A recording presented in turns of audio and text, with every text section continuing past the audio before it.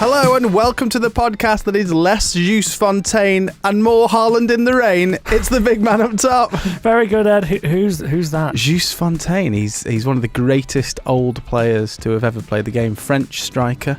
Okay. Holds the record for the most goals in a single World Cup, I believe. He scored like 13 goals in one World Cup. And do you think he is better than Haaland was in the rain, or not? Yes, but the point of it, he was a fairly short and quick player. Okay. He was quite powerful, but he was sort of 5'7", I believe. So. All right. So there you go. Random little fact about Juice Fontaine. Very good. Very good. How are you, Joe? Are you all right? Yeah, really good. Thank you, Ed. Excited to dive into football chat. Yeah, and what else are we going to talk about today? We're going to talk about football being a community.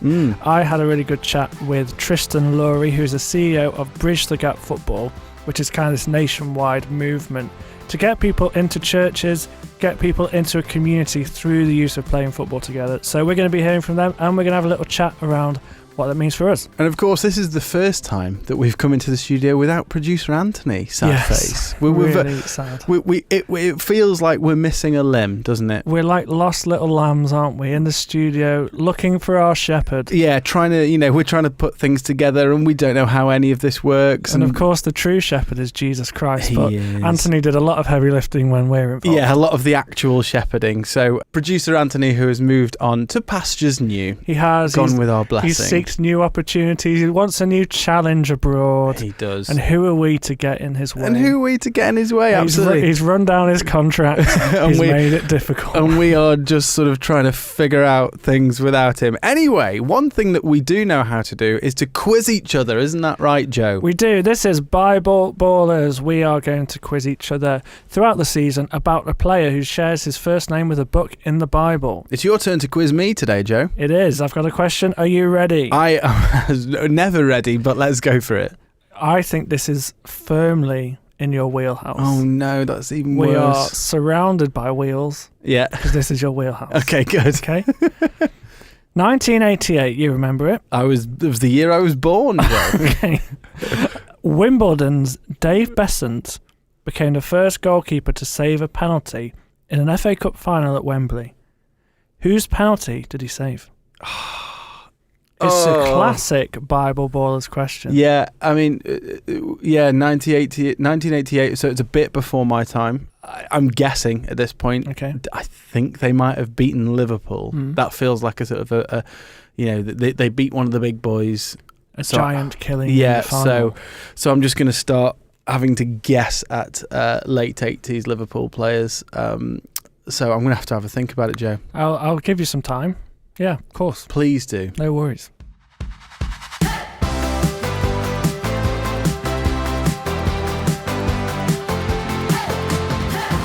Well, before we begin this week's football roundup, we should mention the really sad news that this week we lost Matt Beard, who was a former Liverpool women's manager, only 47 years old. Really tragic news. Really successful manager with Liverpool, actually. He won the WSL twice and over a career that spanned 20 seasons. Really sad news to have lost him, and obviously our thoughts and prayers go out to his family at this time. Hugely. And you know, I think Liverpool is very much sort of the headline, so to speak, but Matt had success in for many other different women's clubs, including Charlton Athletic, West Ham, and just lots of really lovely things that were said about him. Arsenal and England forward Alessia Russo saying he was the warmest guy with the biggest heart. Former West Ham winger Alicia Lehmann posting that she couldn't find the right words about how much this had hurt her. So some really sort of heartfelt tributes, I think. And obviously, when somebody passes away so young, it is sort of it's particularly jarring, isn't it? And obviously our thoughts and prayers are very much with Matt's family and those who knew him and loved him.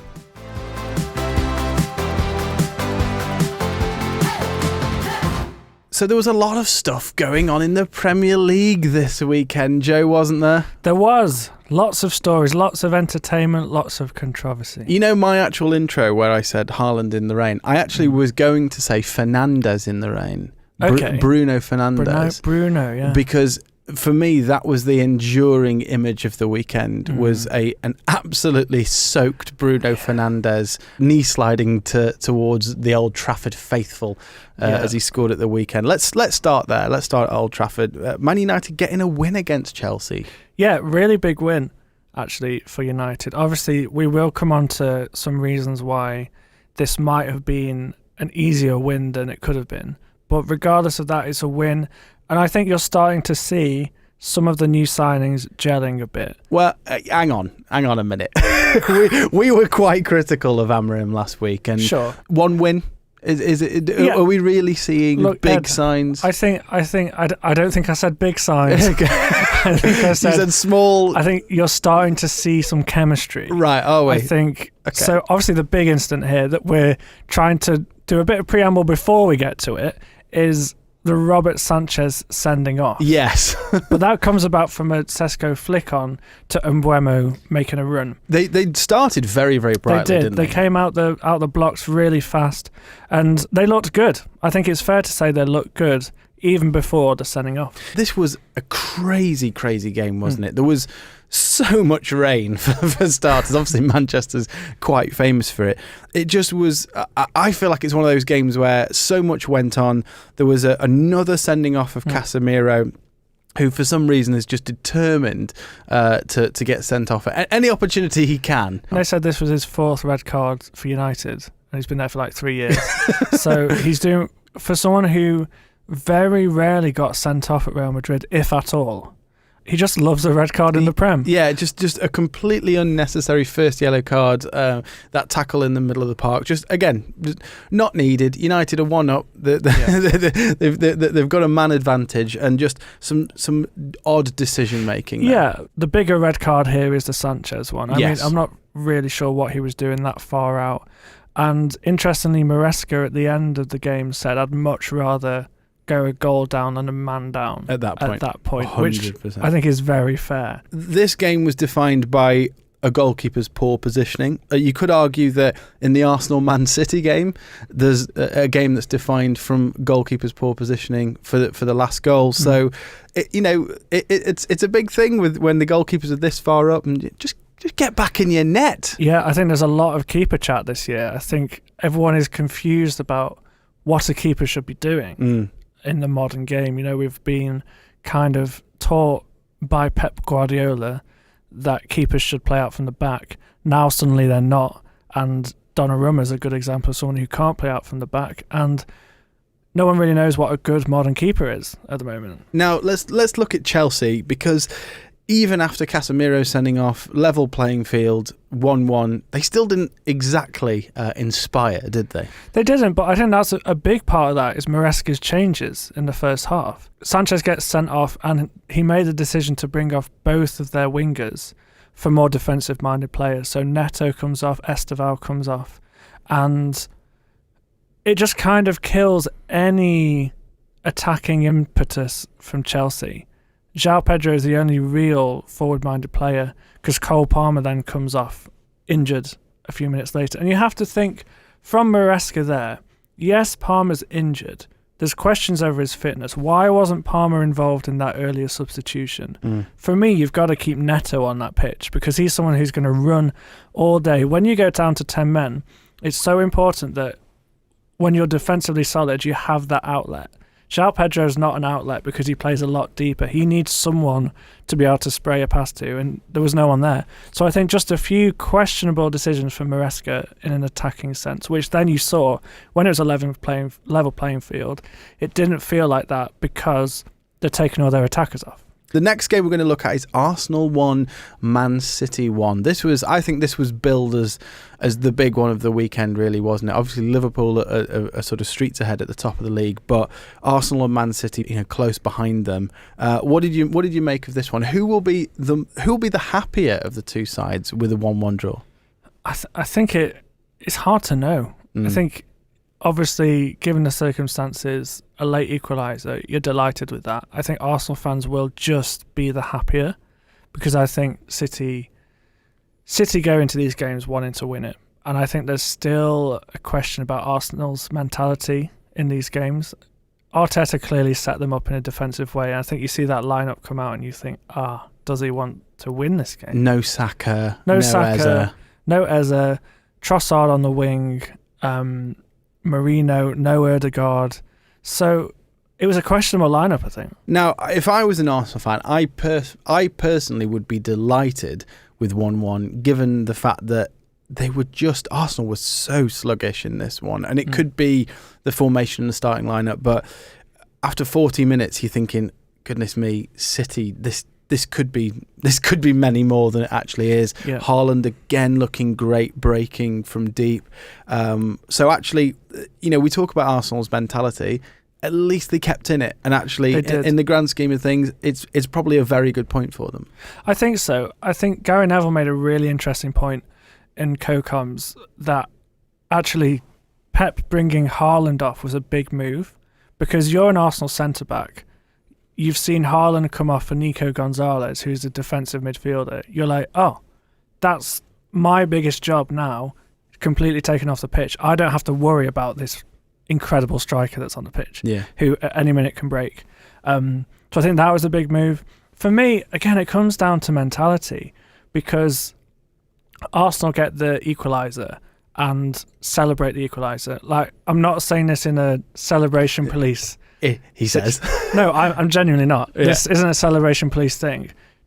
Celebrate the equaliser. You've got 5 minutes. You're clearly on top. Yeah. City have no attacking players on the pitch. Get the ball back to the centre circle. Go again. Yeah. You saw last season the exact same fixture.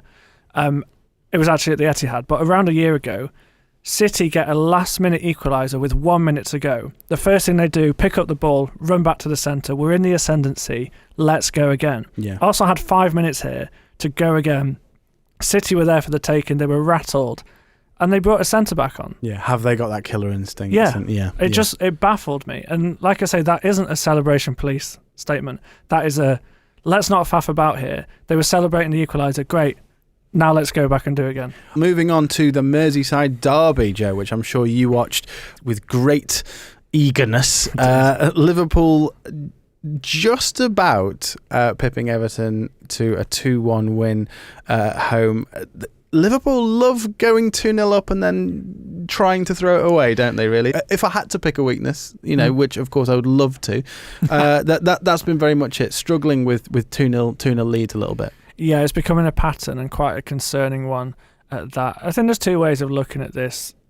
Liverpool haven't been good, but they've got a 100% record. Do you look at that as they're not playing well, but they're still grinding out results? Imagine what could happen when they start to click. They're still trying to work out how Wirtz fits into the system. Isaac's coming in as well. The centre-backs are still trying to work out how the full-backs work. There's a lot of transition here. So you could see it as it's a club in transition. To win every game in transition is not bad at all. Or is it, you're not playing well? Are there signs that you're starting to gel? How lucky can you get? How often can you keep doing this? And I think going on to Everton, who I was really impressed with them, because again they've had that thing over the last few years where going 2-0 down in this fixture, that's it. It peters out to a 2 or a 3-0, and they don't threaten. Actually, they stayed in the game. A lot of that could be a mentality that Moyes has brought in. Oddly for a David Moyes team, they look really fluid going forward as well. So I think, another day, and Everton could have nicked something here, could have nicked a point. Definitely, and again, that fluidity comes from Grealish and they're really exciting going forward. Really refreshing interview as well with Jack Grealish. I think we all like to see his honesty. I don't know if you caught that. I did, yeah. But he was basically like, I've never seen anything like that before. He was not happy with the refereeing decisions, yeah. And I think he had a right to be I think the ref was getting a bit pedantic, a bit petty, taking free kicks quickly, has never brought a yellow card before.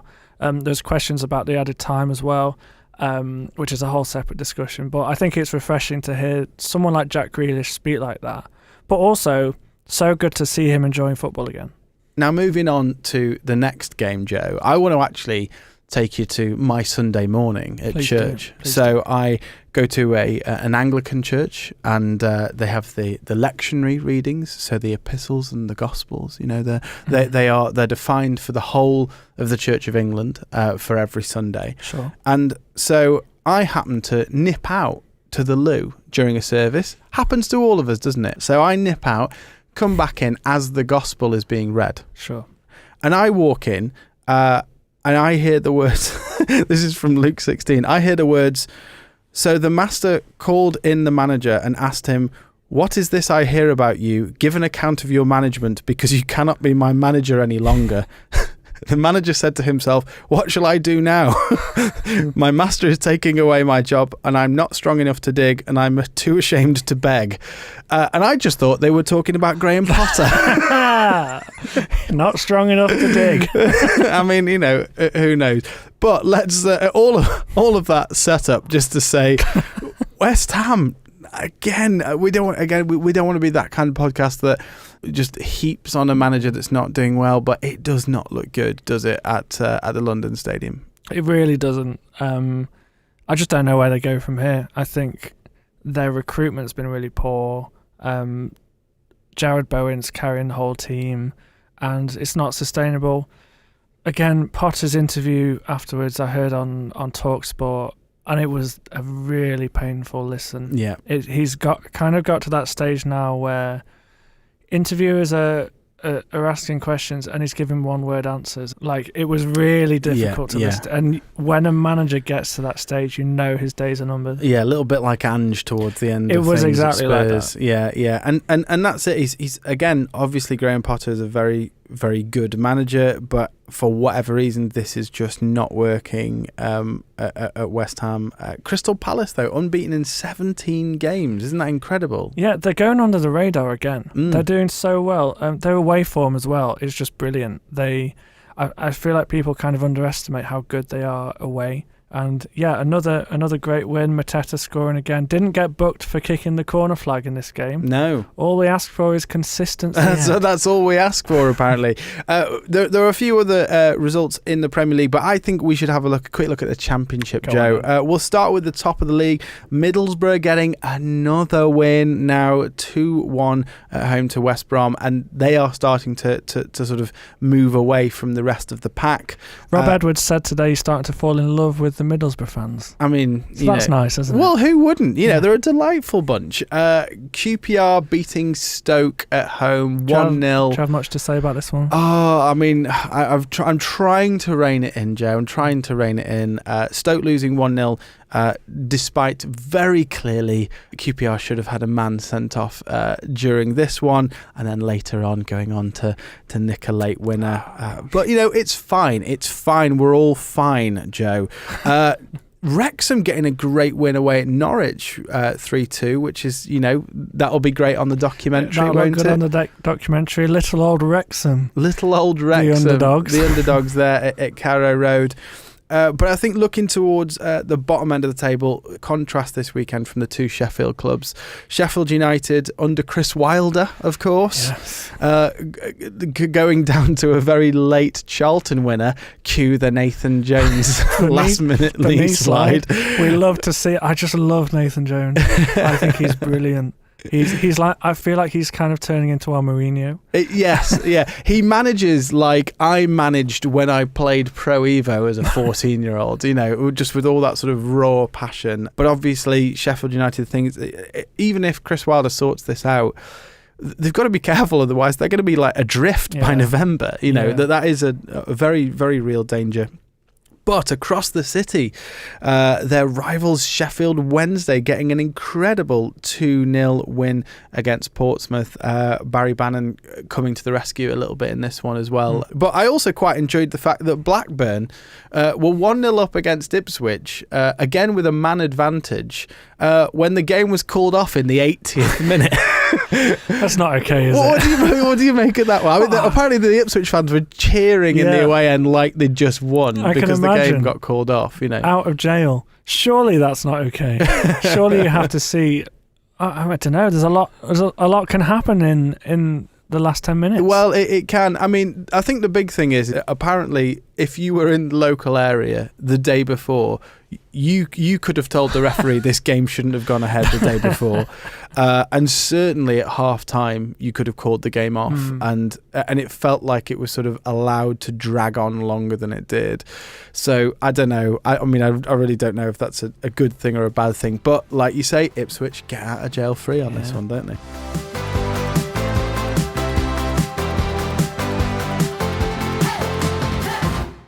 Now, Joe, we want to talk about football and community. And I think there's so much going on here. Obviously, lots of clubs have got community trusts and community initiatives and all that sort of stuff. But actually, sort of more tangentially than that, football clubs are just incredible for you just sort of having moments with random strangers, aren't they, Joe? Well, have you been there where you've had a hug from a random stranger, in an away end mental or something like that? Yeah, I think the emotion just takes over you.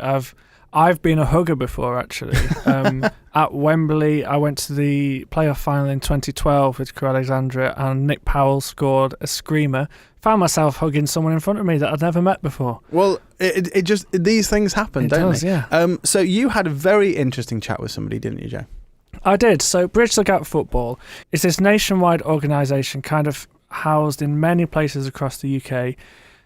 What they do is they put on these footballing events, and it might be a Monday night football, it might be more of an event kind of thing, and they encourage people to come along, bring your friends that don't know Jesus, come along to these events and kind of start that relationship with them.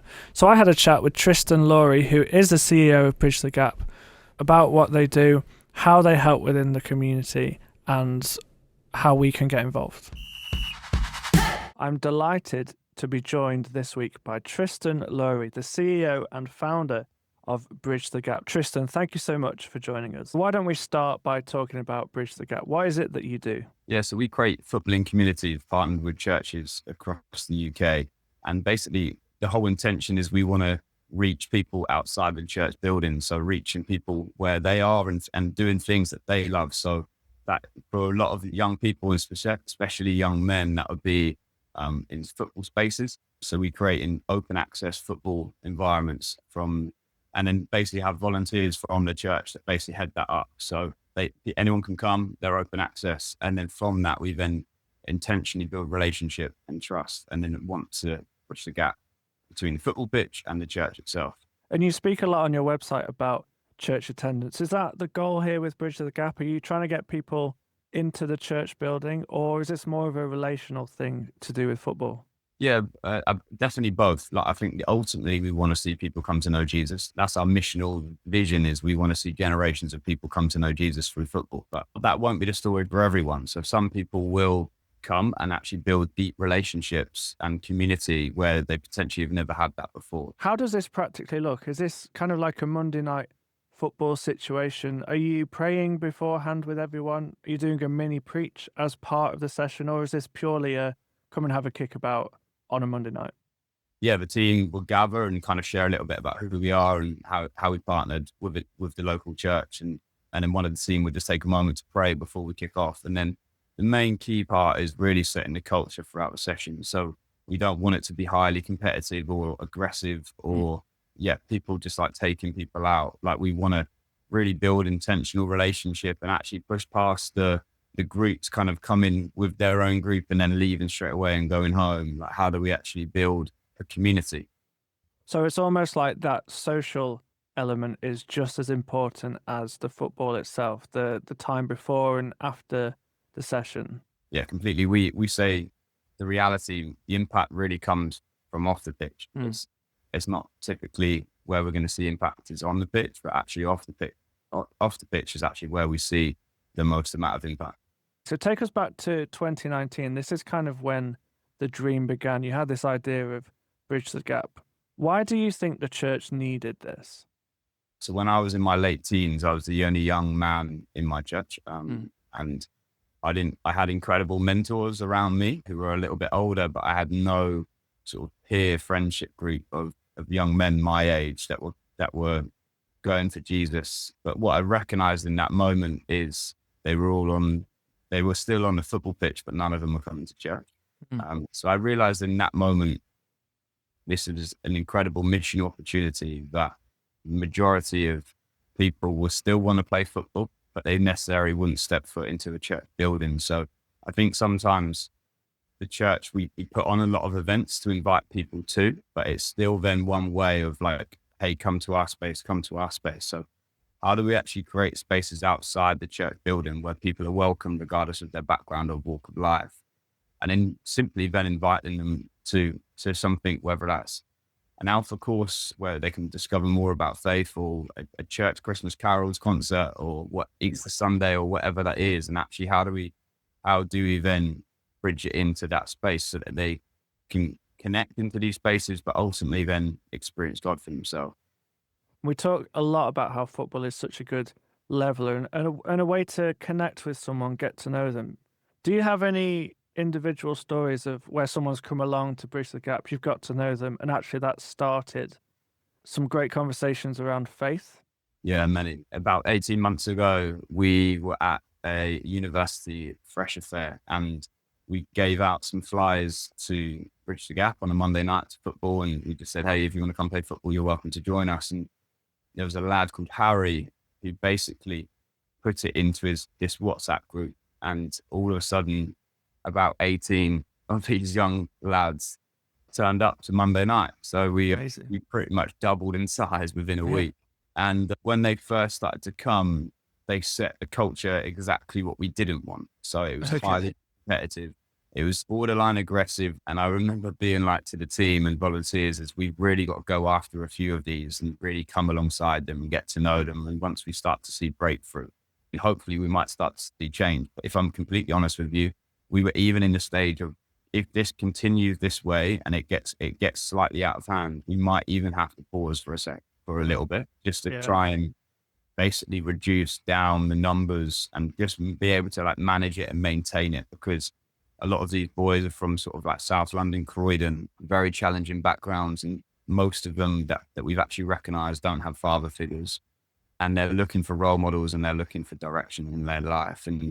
And then I'd say about a year after, and it got better after a few months, but after a year after, they come to our national tournament where we have a few people that share their testimonies. And we had a lad that shared his testimony about how he was in prison and ended up finding faith in prison and come to know Jesus, and then is now involved in helping run one of our locations across the country. And I think they really kind of gripped on to his story and the transformation that Jesus has had in his life. And you just saw a change in that time. And then from that, these boys come back in September quite different and way more engaged. And one of them actually ended up coming to a FIFA night at our church, and it was literally only one of them. And we were slightly disappointed, if I'm honest. And then this guy ended up then joining us on Alpha and loved it. And we started to see real change and breakthrough for him. Now, he was the ringleader, and he was the one we were really going after, because we were like, if we could get him, then hopefully we can then start to see transformation in the rest. And then from there, on Easter Sunday, we were actually like the day before Easter Saturday, none of them were coming to church. And we were like, okay, this is a good opportunity to invite them to church. And basically by Easter Sunday, we had 5 of these lads come to church, and all of them gave their life to God, and all of them went to prayer that evening. And if I'm honest, I've never seen really anything like that before. It was absolutely complete, like crazy transformation. We've just been at a Christian festival over the last weekend, and 4 of them come, and like, if I'm honest, they've never been to a Christian festival before in their life. They've never been camping, and they were like, what are we doing here? What is this? Like, it's definitely an overwhelming space. Like, even if you've been many years, it's an overwhelming space. But basically, by this Saturday, these guys were so settled, one within the church community, but also we had a few youth that come that basically kind of were dragged along by their parents or families, and not really churchgoers, not really wanting to be there. Family might be Christian, but not interested in faith. And on the Saturday afternoon, one of the lads from Bridge Gap, who's given his life to God in the last 3 months, was reading his Bible with one of the young people who wasn't interested in faith. And before you knew it, there's 12 of these lads, the youth and the Bridge Gap boys, and a couple of the youth pastors all sat around a circle reading Romans together. And then one of the youth, who's not a Christian, he basically in that moment was like, I think I want to give this a go. Wow. And then the next day, there was a seminar, and I just prayed with him, and this young person gave his life to God. The exciting thing is we're literally just about to launch Bridge the Gap Youth in Southampton. So we've now got a core you who can now invite their friends, and actually, but also the Bridge the Gap lads that have come to this event, the way that they've progressed in their relationship with God, but now they want to have impact in the next generation. We've now actually developed our leaders that are going to then be running it as well. Let's move on to something that actually is quite clear from your website and for what Bridge the Gap are doing. Something you're quite passionate about is mental health. And it feels like particularly since the pandemic in 2020, we're kind of seeing this mental health pandemic. What are you seeing in the men's space with regards to poor mental health? Yeah, I think it's especially around the loneliness. UK is the loneliness society in the whole world.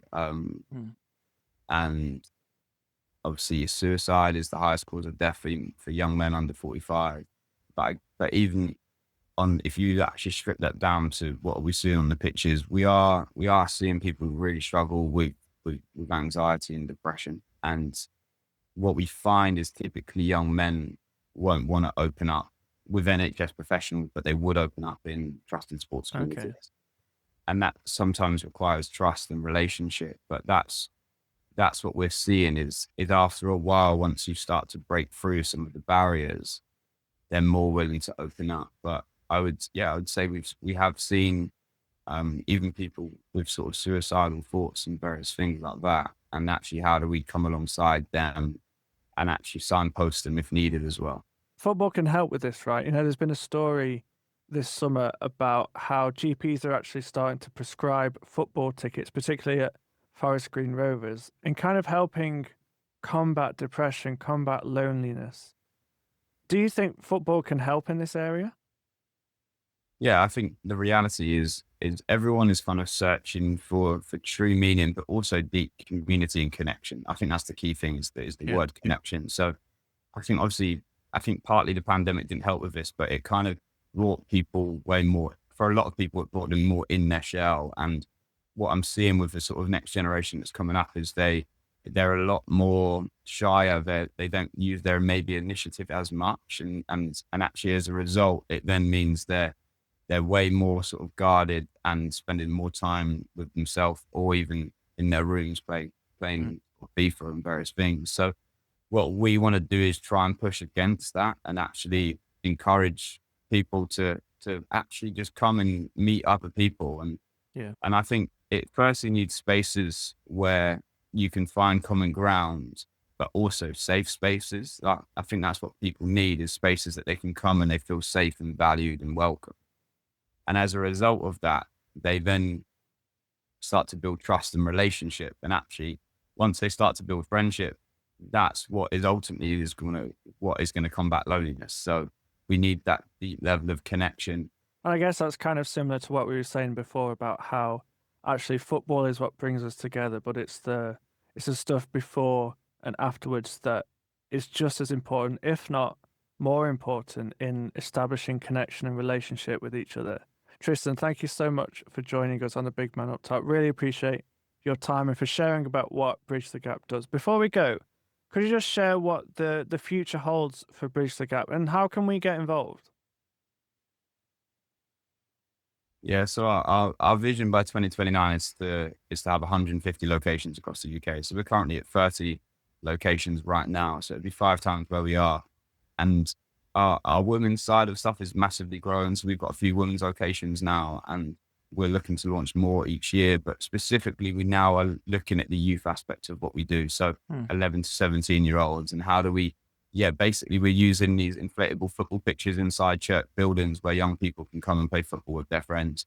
And then how do we then connect them into Alpha and various other things? And then specifically with the World Cup next year, we are looking to pilot 4 locations in America. And look to then basically, give it a go and see how it works in America. So there are a few things, and there's another thing bubbling away where we're trying to build our own football facility in the UK. It'd be the first, of my knowledge, it'd be the first Kingdom football arena in the UK that is with Kingdom mindset not necessarily just about making profit, but actually how do we create spaces, like we're saying, this whole loneliness aspect, but also, how do we create a space where people are valued before the project?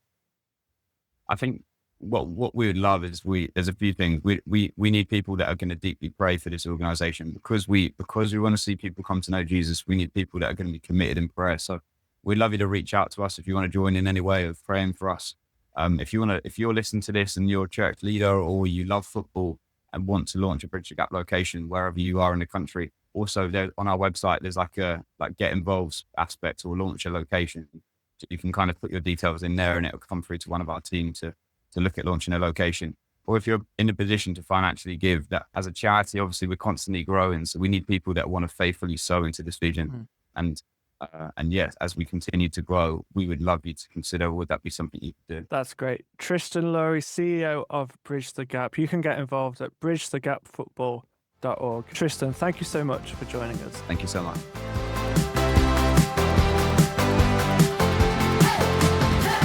So that was really interesting, and I think that the thing that jumps out to me is that we know football can be this massive force for good, don't we, in our communities. Talking about the context of mental well-being as well, is I was on the NHS website having a look at their top tips to good mental health, which I thought, that's good. And two of the things that they mention in this top tips to good mental health are to connect with other people and also to give to others. And I think that really sums up for me, like why is that? And it's because humans just have this desire, don't they, to connect with others, to connect with a group of people, and to find our communities. And actually football clubs are a really great place to start, aren't they? Yeah, absolutely. I think a big theme from this chat with Tristan and in football is actually the theme of loneliness. And I think it's something we don't speak about enough, actually, being lonely. I think football is great for that, because it's a leveler. It's something that you can find someone you can talk about to your heart's content about football. And it is that kind of thing of, we're on the same page here and we're connecting over something here. You're totally right. It's about connection. You can be lonely and have loads of people around you, I think. But it's all about connecting with those people and feeling a part of a community with them. So interestingly, I think there's some incredible parallels to church here. I actually preached in church a couple of weeks back on the parable of the lost sheep. And in that parable, Jesus tells us that the good shepherd leaves the 99 sheep in the wilderness for the one. So there's one lost sheep and he goes and looks for this lost sheep. And one of the points I made in this sermon actually is that we can think that was really reckless by the Good Shepherd to leave the 99 together, but, in the wilderness. And yes, there is a bit of that. There's talking about the reckless love of God when he comes looking for us. But actually, there's a sense that the sheep being together, there is a safety there. Sheep are herd animals, and they stay in a group for safety. And actually, there is a thing of actually that there is so much security in our flock. And so if you can find a good church community and keep going, that even if you find yourself in a period of life where maybe faith is difficult, or maybe prayer is hard, or whatever that might be, or even if you're just doubting altogether, then at least you have this core collective of people that well, actually, I can stay with these, and there is relative safety here. Now, that's not to say the church, the community is a replacement for a relationship with Jesus. It's not. The two have to go hand in hand. But there is something really special about a church community, isn't there? Absolutely. And I think on that point, the church community can reflect Jesus as well, in terms of there's a community of people here who have been through stuff. Yeah. And there is no doubt someone within that community that has been through what you have been through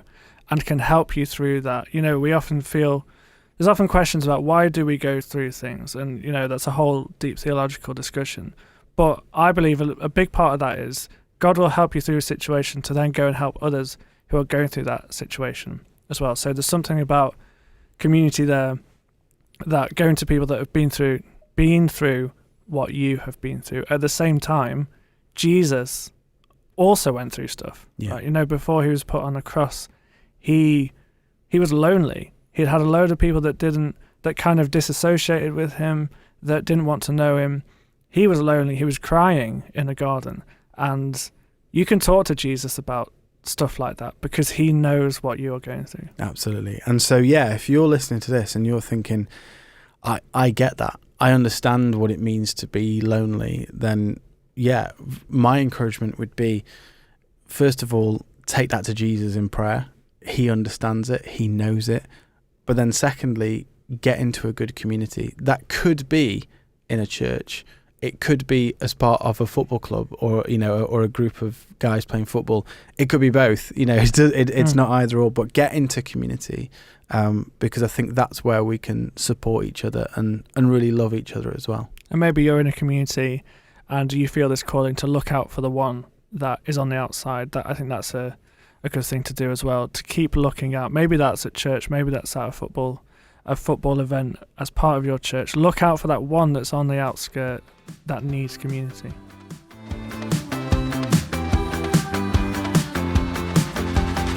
Well, Ed, you've had enough time now. I'm not going to give you any more time for this question. Yeah. I am going to read it to you again. Okay.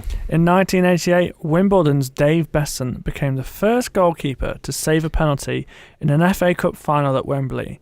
Whose penalty did he save? So I'm going Liverpool legends, Liverpool